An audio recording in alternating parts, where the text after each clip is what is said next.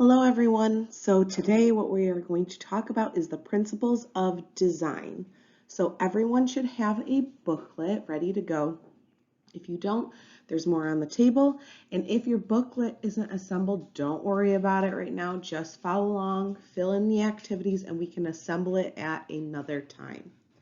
All right, so let's get started.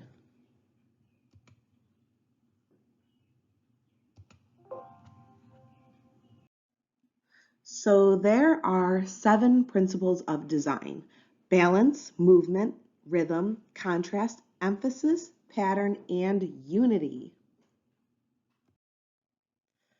Okay, so we are going to get started with balance. So turn to your balance page. Balance refers to the distribution of visual weight in a work of art. Balance can be symmetrical or asymmetrical. So for our keyword here that we need to fill in, we're looking to fill in the word weight, okay? So balance has to do with visual weight. So when things are symmetrically balanced, they're even on both sides. However, you can have things that are asymmetrically balanced. So you might have something bigger on one side of the painting, but then it can be balanced by a smaller side because it's going to draw the viewer's eye over and you're going to focus on that smaller part. So this is a perfect example of this is the Pepsi logos below. So the older Pepsi logo is an example of being symmetrically balanced. The amount of red to the amount of blue is evenly balanced visually. So there's the same amount on both sides. However, the newer, more modern logo that you guys are probably more familiar with is asymmetrically balanced. There's more red than there is blue. However, it still is balanced because our eye is drawn over to the blue side. We don't just get stuck over here looking at the red.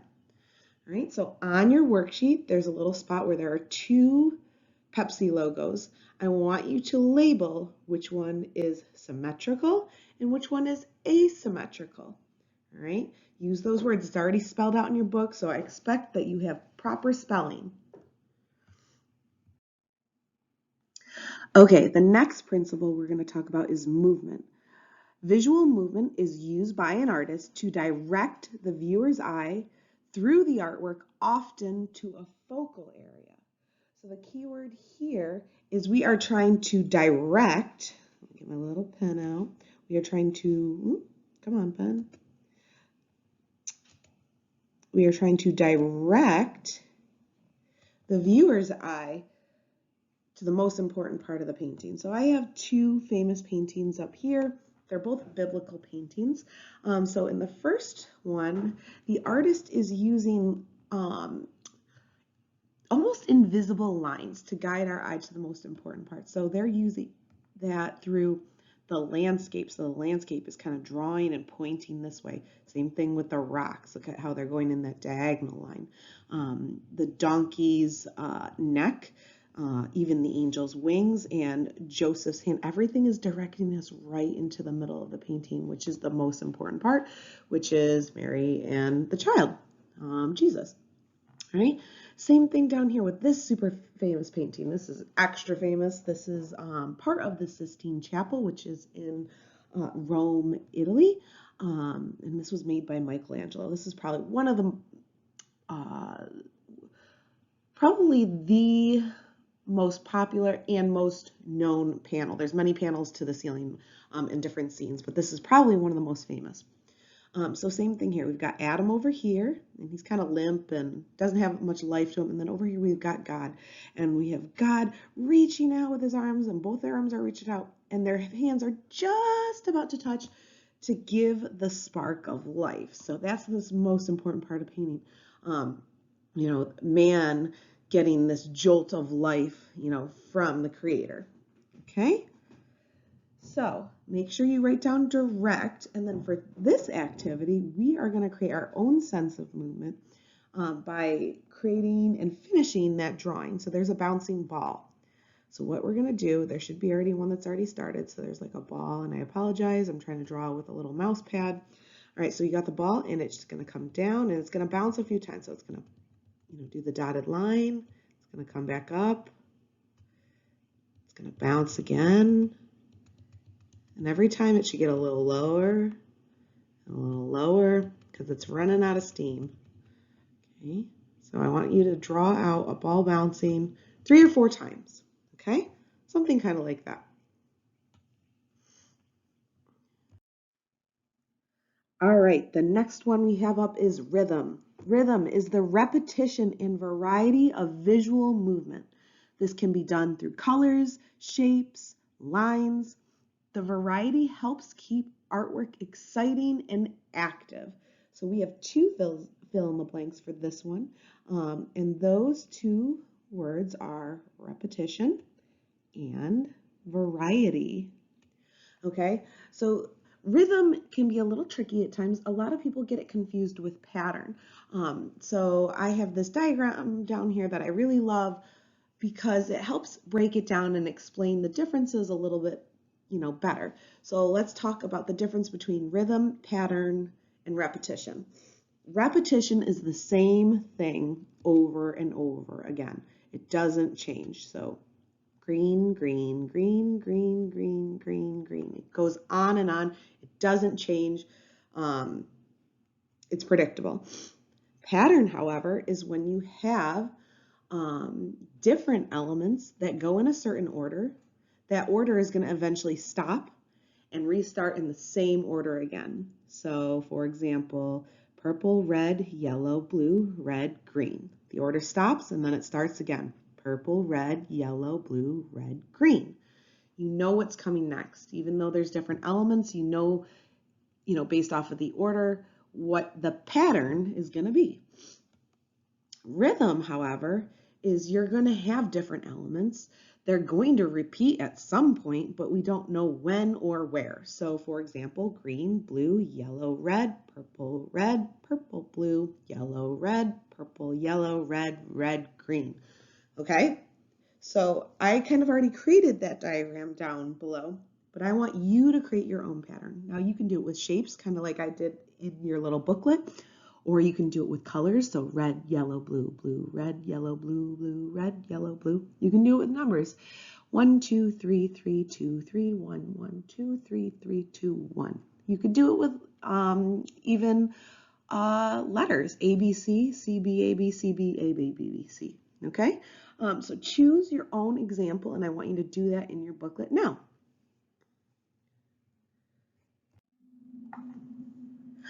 Okay, so now we're going to talk about contrast. So contrast refers to the differences in value, color, textures, shapes, and other elements. It helps it pop out. The key word here is pop out, okay? Now there's different ways you can do contrast. You can have high value contrast, like a black and white photo or a black and white drawing. You can have color contrast. So Andy Warhol's famous picture of Marilyn Monroe here.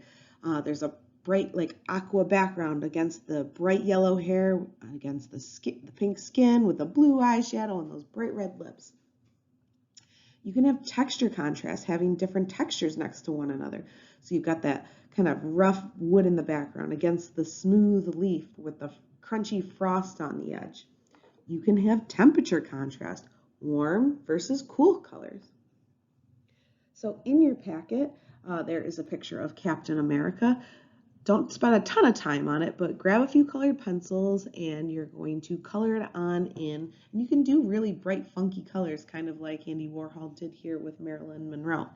So like I said, do it quick, but have fun with it. Okay, next up we have emphasis. Emphasis is an area or object within the artwork that draws attention and becomes the focal point.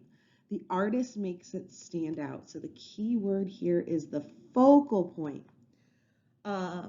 So we have a couple of different paintings down here, and I want you to take a look at each of them. Well, not all paintings, but a couple of works of art. So we'll start with this Deadpool one over here. I want you to think about this in your head.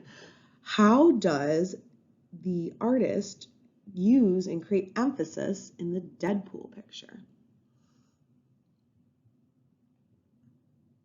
Okay, So there's different ways you can do emphasis. You can do it through color. You can do it having different shapes, different sizes, having things that are different sizes next to one another, having something that's more detailed, contrast or isolation, meaning there's a part that's all alone. So out of those, which one do you think the artist is using? Well, hopefully you're going to say this artist is using color to create emphasis, because everyone in the background, all these bad guys, are in black and white, and then you have Deadpool in the middle, and he is the only figure in color. All right, what about this still life with the fruit, with the peaches and the apple? What do you think about this one? Again, think about it in your head for a minute, and then we'll talk about it. So hopefully you're going to say, well, not only does the artist use really neutral and kind of dull colors in the background, that makes the apples and the fruit pop, because not only is it the bright, splash of color, but it also is right there in the middle. And then the artist goes a step further. They put a bright red apple front and center to kind of capture our eye. All right, great. What about this super famous painting over here, Andrew Wyeth's Christina's World? Think about it for a minute. All right, so hopefully there's actually a couple ways they do this. So again, the background is really neutral. It's not a really bright color. You have some isolation going on. There's not a whole lot going on around her. Even in the background, there's a few houses and like a barn. But they're also using that pop of color. She's wearing a very subtly pink blush dress, and then that dark black of her hair, and maybe even a little bit in the shoe, help us draw our eye right into the middle, which is the most important part. So for this one, I want you to create your example of emphasis. So you can do that using colors. So maybe you have 3 yellow circles and a big red rectangle in the middle, or maybe you have a bunch of A's and then there's a ginormous letter S in the middle, or maybe there is, I don't know, you guys come up with it. So in your packet, I want you to draw an example of your example of emphasis.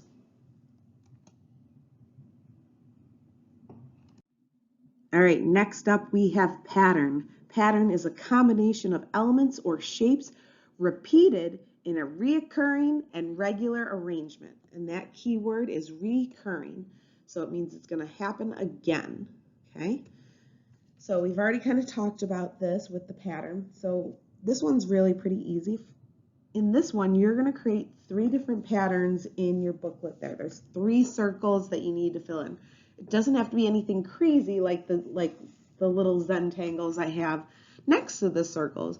They could be like zigzags or a dotted line or even polka dots. I want you to create 3 different patterns, but there should be some kind of reoccurring shape or color in your pattern.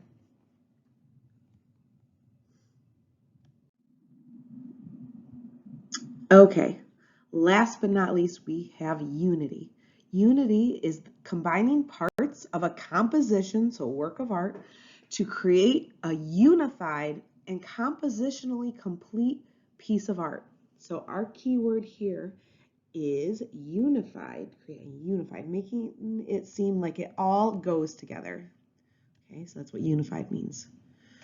All right, so I have 2 famous examples up here. One is definitely more famous than the other, but there are different ways to create the sense of unity. So you can do that through proximity. So in your picture, there's some little bees. Proximity just means how close things are, to one another to help them seem like they go together.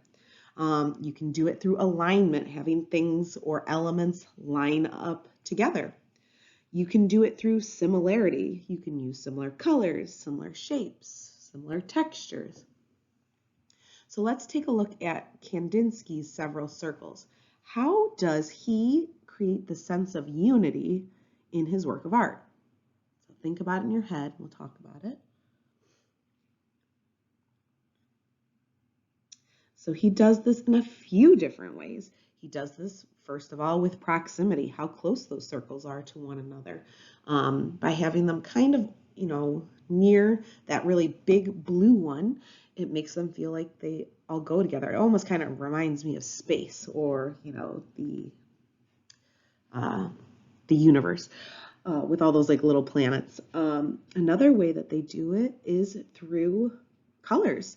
So he's using more duller colors. I would even say even cooler colors. Now, again, I do see that there's those kind of pinky reds in there and yellows, and I know that those are warm colors, but it has a more cooler color feel to the painting.